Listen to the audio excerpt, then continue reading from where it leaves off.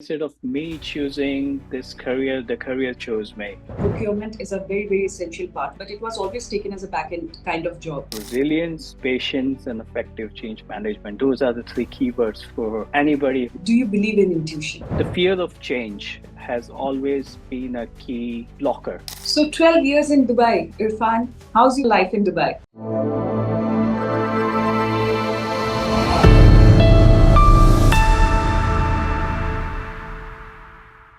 Hi everyone, I'm Mohsin Ahmed and welcome to yet another episode of Boss Talks with Mohsin Ahmed. Today we have with us Irfan Kapadia, an ingenious in the field of procurement and supply chain management. He's recognized as a brand and a trusted source for best practices and strategic benchmark in the industry. With over 15 years of hands-on experience as a core procurement practitioner and a stellar career in Boston, USA, Irfan now serves as director at SAP Procurement, where he continues to redefine procurement excellence and innovation in the Middle East. Irfan's expertise spans a wide array of disciplines, including strategic sourcing, supply chain strategies, process digital transformation, supply relationship management, commerce, network adoption, and logistics management. His insights have not only driven transformative results for global organizations, but also garnered recognition in Forbes.com, Business Chief Middle East and Network Middle East. A lifelong learner, Irfan's exceptional educational background underpins his professional success. Holding a master's in international business and finance from prestigious Cambridge College, Boston, he also boasts a diploma in procurement and supply chain from CIPS, a certification in operations from Wharton Business School, and is currently advancing his knowledge with an MCIPS designation and micro masters in data analytics from MIT Boston. Irfan's commitment to fostering innovation and excellence extends beyond his role of SAP. As a sought-after mentor and keynote speaker, he engages with global audiences at conferences and seminars, passionately advocating for cross-industry collaboration and transformative power of shared knowledge. A dynamic leader with a global perspective, Irfan Kapadia is not just shaping the future of procurement, but inspiring professionals worldwide to harness the full potential of technology, strategy, innovation in this critical field. Whether mentoring aspiring leaders or driving organizational success, Irfan remains a beacon of excellence in the procurement domain. So welcome, Irfan. Thank you, Marcina, and thank you for that detailed and wonderful long introduction. Really appreciate it. Thank you so much for joining in. How did you choose this line as a career? I have to be very honest here. I mean, instead of me choosing this career, the career chose me. It's just like any other, early young professionals, when you start out your career, you're not always 100% clear which direction you want to go in. It just happened that the organization I was working for in Boston, while I was working there as an intern and then doing a whole lot of different functions, they offered me a chance to work with them as an apprentice in the purchasing department. At the time, the profession was more known as purchasing rather than procurement. So I started as a purchasing assistant. Then I worked warehouse as a forklift operator, then as a logistic coordinator. And that's how my career started. And supply chain and procurement domain. So it kind of chose me. And what I really found it exciting is the different aspects of procurement and supply chain. So you're not only just negotiating with the suppliers, but then you're also working with the logistic companies to make sure the product reaches on time, right? So it just kind of really excited me, and I kind of stick around with this profession and kind of kept working on it to reach where I am today. Great. So you have worked in different countries, like from Boston to Middle East. Did you really want to come to Middle East? Was it a conscious choice, or it to choose you? No, this time it was a conscious choice because at the time, so I've been now 10 to 12 years in Middle East, in Dubai, more specifically. And 10 years back, Dubai was started to make a lot of noise. There was a lot of awareness about what Dubai was doing in terms of its ambition, its vision, and how it was developing into the powerhouse that Dubai is today.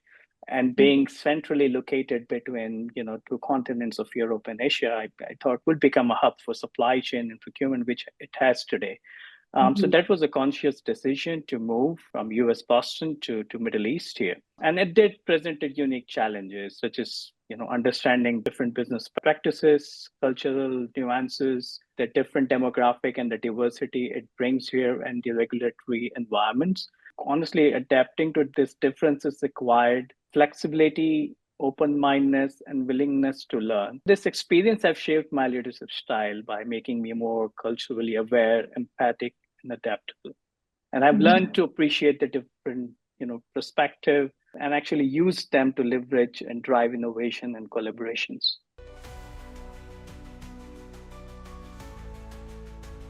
So you are a leader in the work that you are doing because you are going ahead and spreading the knowledge as well. So how do you balance professional life and your personal life in terms of, the thought process and ever growing a sense of gaining knowledge? Balancing higher education with a thriving career, which is demanding.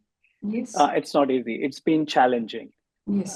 But I have to say it has been equally rewarding.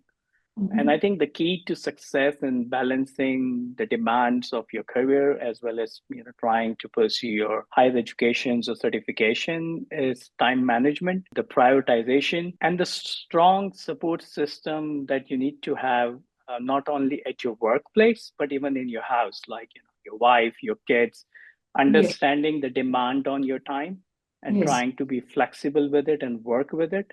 And as well as the organization you're working in, the leadership who understands the importance that continuous learning is something which is crucial. And it has honestly kept me competitive and allowed me to bring fresh insights and innovative solutions to the organization I'm working for. My leadership have recognized it and they have supported this. How do you see yourself going forward? What kind of responsibilities do you see yourself taking, with the new certification or the new knowledge that you're acquiring? How do you see yourself growing in this? Key here is stay relevant, right? With all these new technologies coming in, with the AIs, the machine learning, the data analytics, the key is here to kind of stay ahead of the curve, trying to understand what the industry is doing, learn about it, and then try to give it back, because the technology is changing at such a rapid pace that not everybody is able to cope with it, right? So there are certain people who are left behind. And if you sort of become an expert in it or sort of, then you try to give it back and try to, pull those people who are kind of staying behind and help them come to terms with all the technological advancement which we are witnessing today. Right. You are also a keynote speaker and you have actually got a back-end operation to the forefront. So can you please tell me that how has this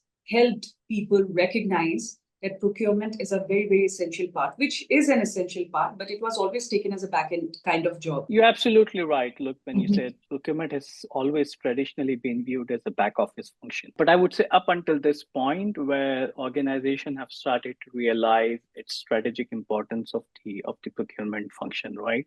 Personally, what worked for me or helped me transform this perception is by demonstrating the strategic value procurement can bring. How did I do it? Is by leveraging the data analytics, fostering supplier innovation. Key to success is aligning your procurement goals with the overall business objectives. So sometimes and many times actually what procurement experts do it or the procurement professional do it, saying cost saving is the only procurement goals, right? But sometimes a business objective would be different. The business objective would be having more efficiencies or bringing in new innovation. So if you need to align your procurement goals with the overall business objectives, and then it becomes evident that how procurement can drive growth and the competitive advantage. My approach has always been, building a cross-functional relationship and showcasing the case studies where procurement initiative has led to significant cost saving and process improvement. All has helped to bring in a new product in the market through innovation or faster development or quicker or leaner manufacturing, right? So those things have helped me. So what I have done personally is I've gone out, understood from what other organizations are doing, adopt those leading practices, kind of adjust and modify to the organization I've been representing, and kind of try to make it work for that particular organization. So that has really helped in kind of driving or taking the procurement from a back office to kind of at the forefront of organizations, key objectives and how it's developing. So that's really well explained. I would want to ask you here this question that professionals aspiring for the C-suite positions in procurement and logistics, when things have completely changed, AI coming in, technology is coming in, and I think human intervention is very, very less these days. So how do you see, what kind of experience or what kind of attributes they should come up with? Yeah, I think, look, you touched upon a very key factor, because with the AI and technology coming in, right? So what do we do as human beings then? How do we demonstrate our value? And then especially somebody who's aspiring to be a C-suite professionals. And I think it's relevant not just for procurement or supply chain, it's all the profession who are trying to reach to the C-suite. It's crucial to develop a blend of soft skills, right? And the key skills include strategic thinking, financial acumen, data analytics, the transformation experience while dealing with the change management. In addition to these, strong leadership, communications, and negotiation skills, especially for the procurement professionals, and gaining the different facets of the supply chain, not only just sticking to the, dealing with the suppliers or doing the sourcing, but also understanding how logistic works, how supplier management works, how freight forwarding world works. It kind of, can provide them a well-rounded perspective. In addition to that, pursuing advanced education such as MBA in supply chain or procurement or relevant certification can also enhance one's qualification. So those things can really help for any aspiring C-suite professionals to reach to the designation or position they are aspiring to.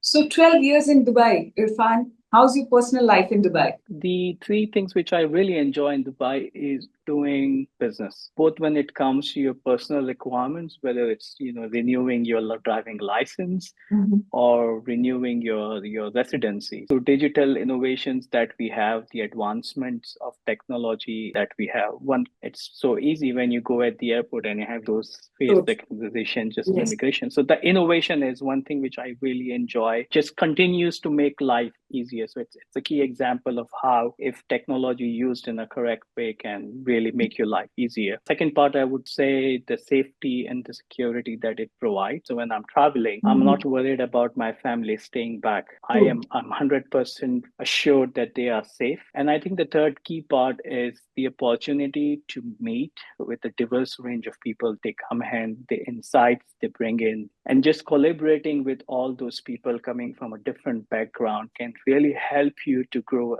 both as an individual as well as professional levels, kind of opening up your eyes. Before I end this, I would like to ask you, do you follow any kind of rituals or anything, everyday ritual where it keeps you grounded, it keeps you focused, it keeps you aligned with the goals or the thought process? Do you believe in intuition? That the other word for intuition, the gut feeling, has always been a key for any decision I take. And I think this gut feeling comes in from connecting with your roots and spiritually connecting with whatever religion you follow in. So me being a Muslim, I try to be regular with my prayers, try to give back to the community, help the people. I always try to use the work-life integration, right? How do you integrate your time between your work and with your personal life? And focusing on your family values or trying to, educate them, and at times just kind of play with them, just talk something really nonsense as well. I've got two daughters, so just sometimes, just spending time also helps me to kind of stay relaxed, stay grounded, think about what's more important in life while you're trying to achieve all your professional goals. So one thing always comes to my mind, that when you are going to be in your grave, it's not the CEO or the CFO of the organization is the father of the husband of so and so. It's gonna be written on your gravestone, which is something I always try to remember, and that also helps me to stay grounded in my professional achievements. It was an amazing conversation with you, Irfan. Thank you so much for joining in. You covered all the aspects of being a professional, and when somebody is trying to grow, what kind of insights I can share. So I think we uncovered all of that. So thank you very much for asking those questions and guiding me through that journey. Thank you so much, Irfan.